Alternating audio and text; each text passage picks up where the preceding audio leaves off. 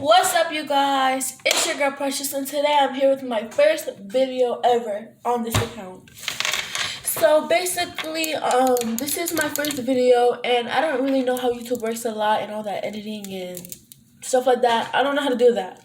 So I've been trying to learn, like watching YouTube videos, but it's not teaching me any better. So my quality is not good because of the phone I have, but I got some light at least, so you guys can see me. So I'm either hard come nervous because I never did this before, and I feel like I should like do before and after when I grow up, like if I ever get famous or whatever, you know. So today's video is gonna be real sad and interesting, and I'm gonna get the chilies because every time I talk about this, like I just like feel weird talking about this because I don't talk about this often. So yeah. Basically what we're gonna be doing is we're gonna be doing a story time on the day my mom has passed away. So here I got the chain with her ashes in it. It's really cute. It's gold. And basically, before we get into all the story and stuff, make sure you like this video, comment what other videos you guys want to see on this channel, and subscribe to my channel, and turn on the post notification thingy so that you can get notified every time I post a new video on my YouTube. So before I get into it, I'm gonna get a sip because this is about to get real.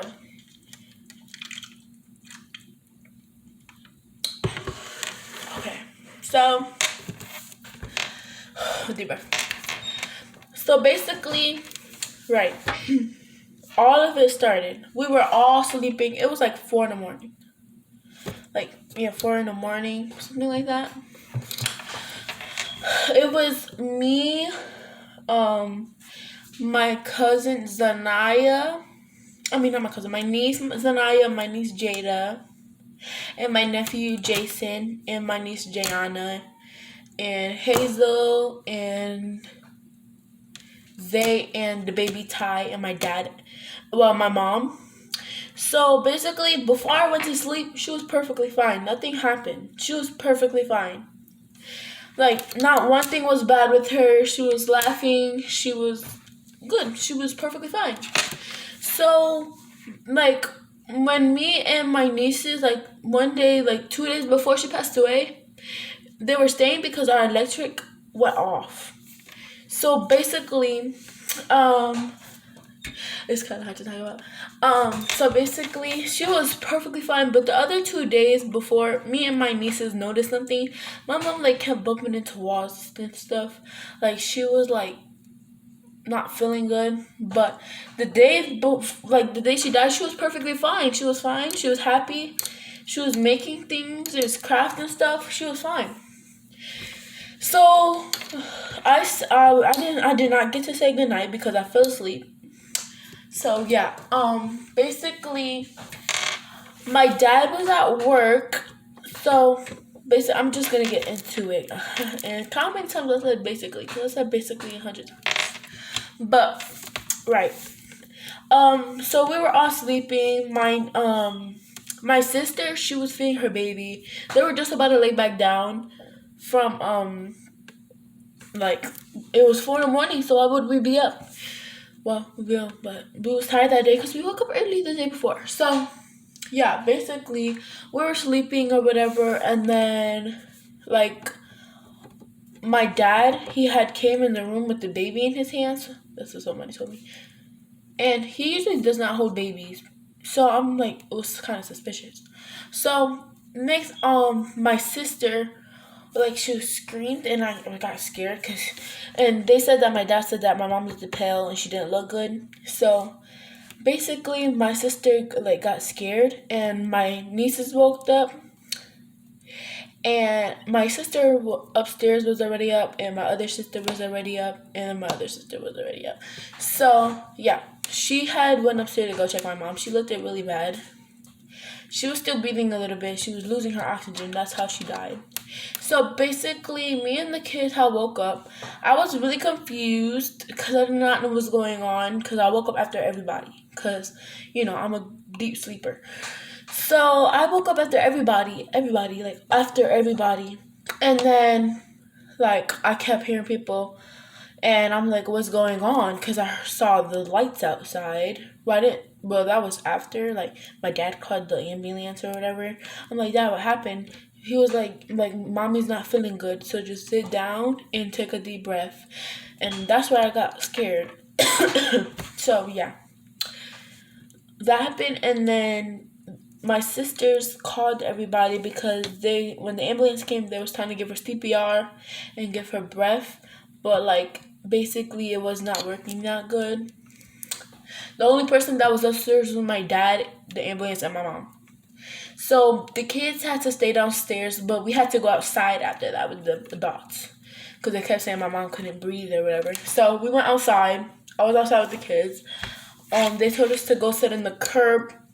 Like, if you go this way, you turn. It's like a little curb thing. We sat there. And then, yeah, we were just sitting there nervous, crying or whatever. And then people started pulling up and pulling up. So I got scared. So, people keep, like, coming to my house. It was all my family. So I got scared. Everybody was crying, nervous, calling people on the phone, telling them to come because there's an emergency with our family.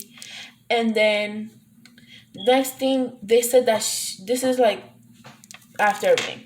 They said like that she had pulse when they brought her inside of the ambulance truck. So she had pulse when she went inside of the ambulance truck, but then when she got to the hospital, she did not have pulse. So when the ambulance left with my mom, we followed them to the hospital. All of us that was there, like people from Meriden came, our family from people came to Hartford Hospital.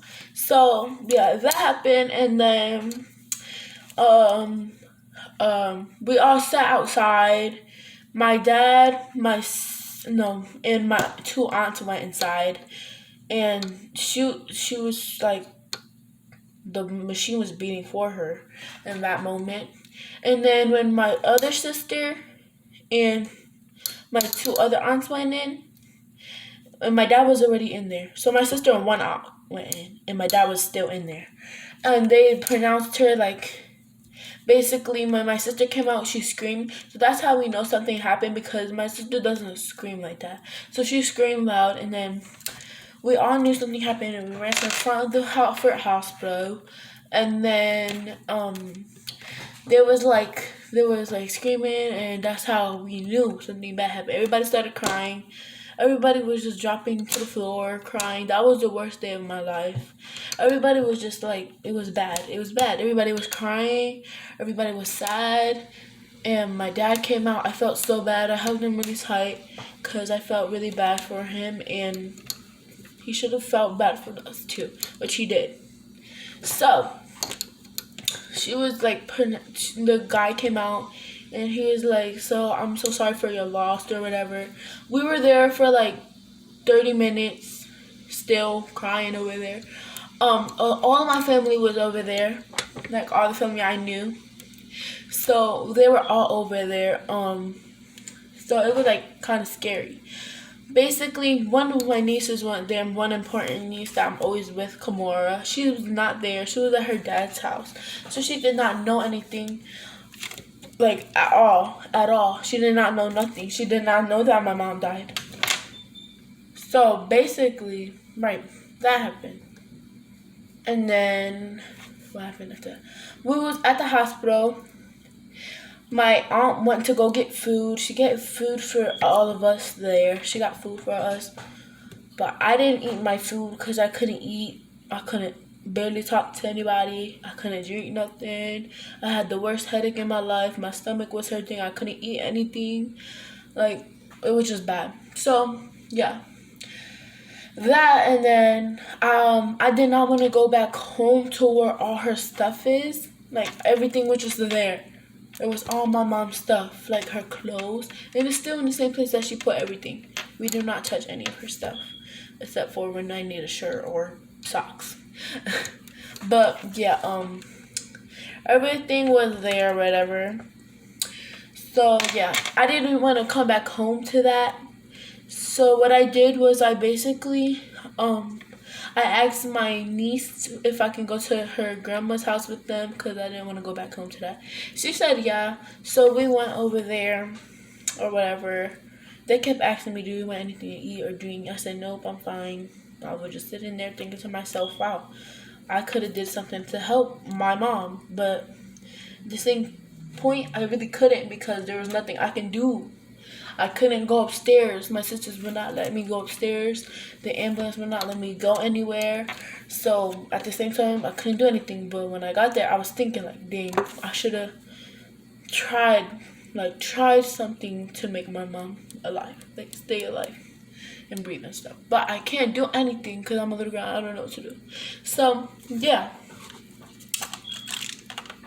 people kept asking me, do I want your name? I was like, no. So we stayed the night over there. Did we stay the night? Yeah, we stayed the night over there for like 2 days, I think. And then I came back home, and we did events and stuff to raise money. We did a fundraiser so that they could put money for my mom's funeral and stuff. It was a lot of money to do everything for my mom. It was a lot of money to make our shirts for my mom. It was money to buy our outfits. It was money to buy all the stuff for her funeral. It was like hard. But me and my family got through this strong, and we did everything that we can to do her funeral or whatever. So yeah, and that's how just from this day, everything has not been the same. Christmas was not the same. We would have all had way more presents than we have right now. But nothing was the same after that. So yeah, that's basically it. I didn't try to make this video too long. So that's what happened, and everybody was just sad from there. She died August 8th, 2020. Yup. Yeah, sad story. So yeah, I'm about to close this video up because I'm done. And can you guys please like this video and subscribe to me, because I hope this video gets likes, because I'm talking about something really sad in my life that happened. So yeah.